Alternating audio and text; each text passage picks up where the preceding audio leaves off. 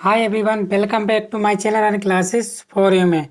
तो आपका मेरे चैनल पर बहुत बहुत स्वागत है। चलिए शुरुआत कर लेते हैं। आज हम महत्वपूर्ण प्रश्न के ये सामाजिक विज्ञान के बहुत ही महत्वपूर्ण प्रश्न है जो आपके सीधे सीधे बोर्ड एग्जाम में पूछे जाएंगे। तो इसके एक्स्ट्रा फैक्ट भी मैं आपको बताने वाला हूँ। ये आपके 20 प्रश्न नहीं है, ये आप मान के चलिए 20 नहीं है, ये आपके 40 प्रश्नों के बराबर हैं। अगर आपने ये वीडियो अंत तक देख लिया तो एक भी प्रश्न इससे बाहर नहीं जाने वाला है। तो चलिए शुरुआत कर लेते हैं। आज का पहला प्रश्न बोला गया कि संयुक्त राष्ट्र संघ की स्थापना हुई 1945, 1920, 1942, 1947। तो इसका जो है करेक्ट आंसर आपको बताना है कि जो संयुक्त राष्ट्र संघ की स्थापना हुई। उससे पहले मैं आपको कुछ और फैक्ट बता देता हूँ, ठीक है। जैसे क्या सर, अगर आपसे पूछ ले कि प्रथम विश्व युद्ध कब हुआ था, तो याद रखना वो हुआ था आपका 1914। प्रथम विश्व युद्ध कब हुआ था? 1914। और अगर पूछ ले कि महात्मा गांधी अफ्रीका थे भारत वापस कब आए, तो कब आए थे? 1915। ये सारी बातें याद रखना क्योंकि ये सब पेपर में आपके आने वाला है। इसी प्रकार अगर पूछ ले इटली का राष्ट्रीयकरण कब पूरा हुआ, तो 1870 में इटली का राष्ट्रीयकरण पूरा हुआ था, ठीक है। तो चलिए इसका आंसर बोल रहे हो कि सर 1945, तो आपका आंसर जो है सही है। क्या है? 1945 में संयुक्त राष्ट्र संघ की स्थापना हुई थी। चलिए बहुत बढ़िया आंसर दिया आपने। भारत में मताधिकार की आयु क्या है, यानी कि वोट डालने की आयु क्या है? 21 वर्ष, 20 वर्ष, 25 वर्ष, 18 वर्ष। तो क्या आंसर दे रहे हो आप सभी दूसरे का? तो आंसर दे रहे हो कि सभी जानते हैं कि 18 वर्ष अगर आयु हो गई है आपकी पूरी, तो आप अपना मताधिकार कर सकते हो, यानी अपना वोट डाल सकते हो। इसके बाद तीसरा बोला गया स्वराज्य मेरा जन्मसिद्ध अधिकार है और मैं इसे लेकर रहूंगा। किसका कथन है? बिल्कुल मोस्ट इम्पोर्टेंट ये क्वेश्चन है, सभी आपके एग्जाम में आएंगे। तो बोला गया स्वराज्य मेरा जन्मसिद्ध अधिकार है, मैं इसे लेकर रहूंगा। किसका कथन है? गोपाल कृष्ण गोखले, बाल गंगाधर तिलक, जवाहरलाल नेहरू या महात्मा गांधी। तो तीसरे का क्या आंसर कर रहे हो आप सभी? ठीक है, क्या कर रहे हो आप? बाल गंगाधर तिलक। क्या कर रहे हो? बाल गंगाधर तिलक। सही है आंसर आपका, है कि नहीं? तो स्वराज मेरा जन्म से अधिकार है, ये किसने कहा था? ये कहा था आपके बाल गंगाधर तिलक जी ने। नेक्स्ट, प्रथम विश्व युद्ध का प्रारंभ कब हुआ था? अभी मैंने आपको बताया 1914, 1939, 1919, 1942। तो आपका आंसर क्या है? मैं चेक कर रहा हूँ, सभी आंसर दे रहे हैं कि 1914। अभी सर आपने बताया 1914, सही है आंसर। क्या? 1914 बिल्कुल सही आंसर है आपका, ठीक है। अभी अभी जस्ट मैंने बताया था। चलिए, संयुक्त राष्ट्र संघ का मुख्यालय कहाँ स्थित है? Washington, Geneva, New York, Austria. तो पांचवें का क्या आंसर कर रहे हैं आप सभी? ठीक है, आप सभी पांचवें का आंसर कर रहे हो। कहाँ कहाँ कर रहे हो? संयुक्त राष्ट्र संघ का मुख्यालय, ठीक है ना। पांचवें का क्या आंसर कर रहे हो आप सभी? न्यूयॉर्क। क्या कर रहे हो? न्यूयॉर्क। चलो सही है आंसर आपका। संयुक्त राष्ट्र संघ की स्थापना हुई थी आपकी न्यूयॉर्क, है कि नहीं? कहाँ है मुख्यालय आपका? न्यूयॉर्क में है। चलिए, ऑप्शन नंबर सा इसका सही आंसर है। नेक्स्ट, भारत छोड़ो आंदोलन किसने प्रारंभ किया था? गोपाल कृष्ण गोखले, बाल गंगाधर तिलक, सुभाष चंद्र बोस, महात्मा गांधी। तो बताइएगा कि आपका जो है भारत छोड़ो आंदोलन किसने प्रारंभ किया था? छठे का क्या आंसर कर रहे हैं आप सभी? महात्मा गांधी सर जी, ठीक है। क्या है? महात्मा गांधी, ठीक है।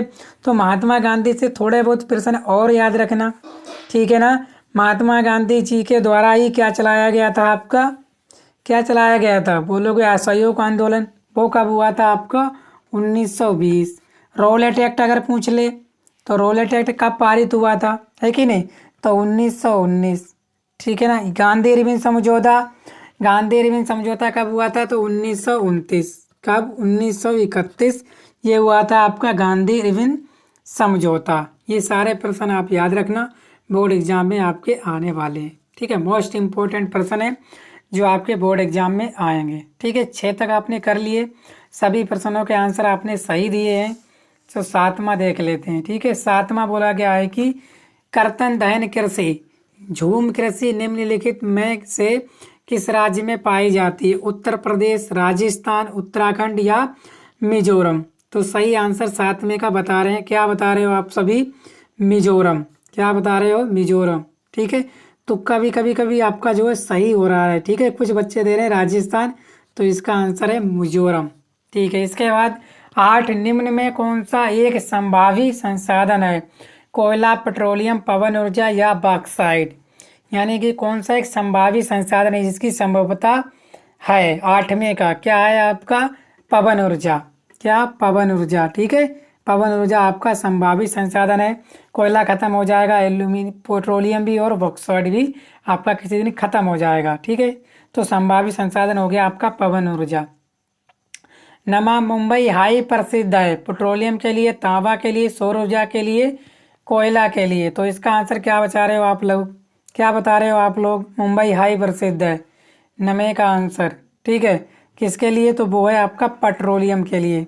ऑप्शन नंबर आ बिल्कुल सही है। ठीक है, किसके लिए? पेट्रोलियम के लिए।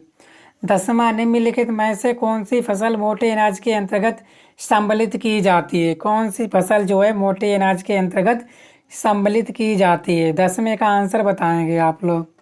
ठीक है, चना, मूंगफली, ज्वार या मूंग। तो कौन सी फसल मोटे अनाज के अंतर्गत सम्मिलित की जाती है? तो वो आपका ज्वार। ठीक है, क्या? ज्वार।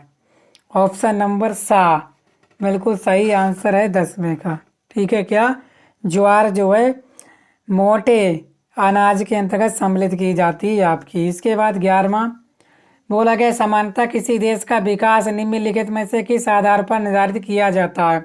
अगर किसी देश विकासशील देश है तो उसको किस आधार पर आप लोग निर्धारित कर सकते हो? प्रति व्यक्ति आय, औसत साक्षरता, लोगों की स्वास्थ्य स्थिति या उपयुक्त सभी। ठीक है, तो इसका आंसर होने वाला उपयुक्त सभी। अगर किसी देश की, ठीक है ना, विकास है तो उसमें प्रति व्यक्ति आय अच्छी होगी, औसत साक्षरता दर भी होगी अच्छी होगी, और लोगों की स्वास्थ्य स्थिति भी बहुत ही अच्छी होगी। ठीक है, 12वां निम्नलिखित में से किस आधार पर सार्वजनिक और निजी क्षेत्र विभाजित हैं? रोजगार की शर्तें, आर्थिक गतिविधि के स्वभाव, उद्यमों के स्वामित्व या उद्यमों के नियोजित श्रमिकों की संख्या। क्या आंसर होने वाला है 12वें का? तो वो है आपका आंसर। क्या दे रहे हो आप सभी? रोजगार की शर्त नहीं, इसका आंसर हो जाएगा उद्यमों के स्वामित्व। इसको याद कर लेना। ठीक है, अगर आपको नहीं पता था, बहुत बच्चों ने आंसर गलत दिया है, तो आप लोग इसको याद कर लेना। ठीक है, क्या आपका सार्वजनिक और निजी क्षेत्र विभाजित है आपके किसके?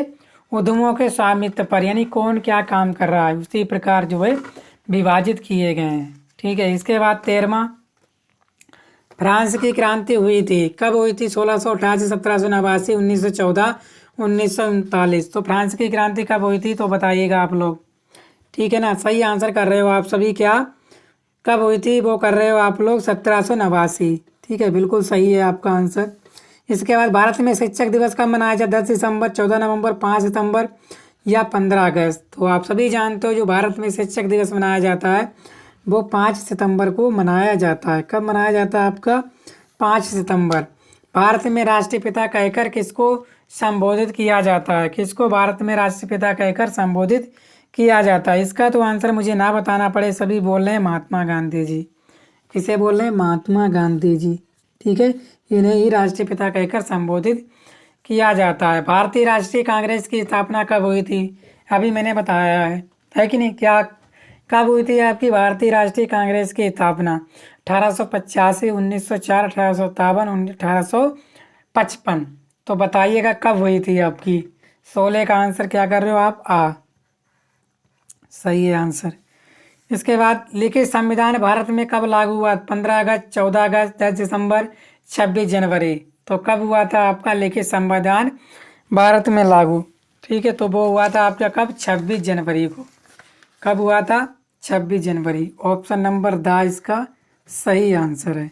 इसके बाद निम्न में से कौन सी रोपण फसल है? गेहूं, चना, गन्ना, मूंगफली। रोपण फसल कौन सी है बताइएगा? जो पानी में भी हम कह सकते हैं, है कि नहीं? पानी में ही बो सकते हैं। तो कौन सी है आपकी रोपण की फसल? गन्ना। ऑप्शन नंबर सा इसका सही आंसर है। निम्न में से कौन सा संसाधन पुनः चक्रीय है, यानी कि जिसका हम बार बार प्रयोग कर सकते हैं? लोहा, पवन ऊर्जा, ज्वारीय या पशुधन। तो कौन सा पुनः चक्रीय संसाधन है? तो इसमें आप लोग सही आंसर बताना है 19 का। तो क्या हो जाएगा, इसका आंसर आप कर रहे हो लोहा। ठीक है, लोहा बिल्कुल सही आंसर है। इसके बाद 20वां, निम्न में से कौन सी रेशेदार फसल है? कपास, जूट, प्राकृतिक रेशम, इनमें से सभी। सही आंसर बताइए आप लोग 20वें का। देखो रेशेदार फसल कौन कौन सी आपकी, कपास भी है, जूट भी है, प्राकृतिक रेशम भी, तो इनमें से सभी आपका सही आंसर हो जाएगा। तो उम्मीद करता हूँ आप लोगों को वीडियो बहुत ही अच्छा लगा होगा और शानदार आपने प्रश्नों को हल भी कर लिया था, है कि नहीं? तो वीडियो को आप लोग शेयर करें और चैनल पर पहली बार आए चैनल को सब्सक्राइब भी कर लीजिएगा, क्योंकि इसी तरह के वीडियोज आपके पास आते रहेंगे। और इसीलिए मैं बोलता हूँ कि आप बेल आइकन को प्रेस कर लीजिए, जैसे मैं वीडियो डालूँ आपके पास नोटिफिकेशन पहुँच जाए, है कि नहीं? और आप अपनी तैयारी में चार चांद लगा सको, जो भी आपने टारगेट अपना लिया है। तो चलिए मिलते हैं नेक्स्ट वीडियो में। Thank you.